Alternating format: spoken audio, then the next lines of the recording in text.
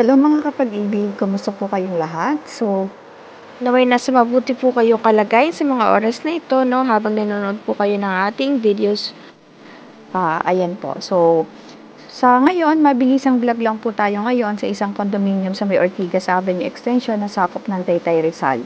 Dito, ito po yung sa may The Hive. As usual, nakapost po ito sa may Pag-ibig website at isang foreclosed properties. And muli, paalala lang po no, na hindi po ako ulit isang ahente ng Pag-ibig Fund. Nagtatampok lang po kami ng mga units po nila na mga foreclosed property. And madali lang naman po itong ma-search din sa website nila, no? Just type sa inyong mga browser ang http no www.pagibigfund.gov.ph/acquiredassets.html. So ayan po ang kanilang website, and ayan po galing po tayo sa may Marcos Highway kanina. Kumanan po tayo sa may Felix Avenue, tapos po sa may Ortigas Extension, at narating nga po natin ang The Hive. So along the road lang po siya, kaya super madali po siya na makita dahil parang siya lang ang may pinakamataas na buildings sa paligid.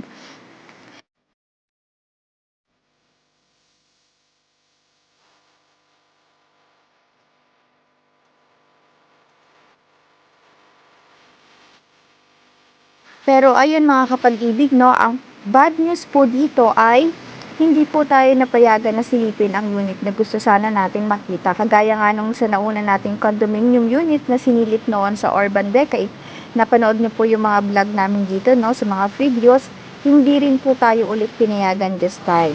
So kahit po dun sa labas lang po sana, pero ayun nga po kasi may mga sarili-sarili silang protocol, and iginagalang naman natin yun dahil alam din na natin na nag-iingat din sila at ginagawa lang na nila yung mga tungkulin nila, and of course sa management at sa mga guards na nakausap namin doon.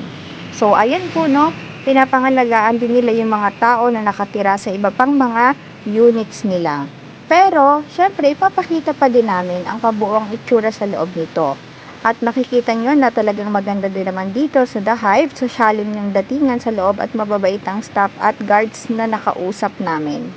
Naitanong din pala namin no sa sales agent nila kung magkano ang unit na katulad ng binebenta ng Pag-ibig, at nasa around 6 to 7 million po ito. Kaya makakamura na din kayo sa offer ng Pag-ibig, at maganda pa din dito ay discounted po ito dahil meron na naman po nga no na 35% off si Pag-ibig na yon. And ayan po, napakalaking bagay na po yun at napakalaking discount kung kayo po yung mananalo doon sa bidding price na ilalagay nyo or itatry nyo pong i-bidding.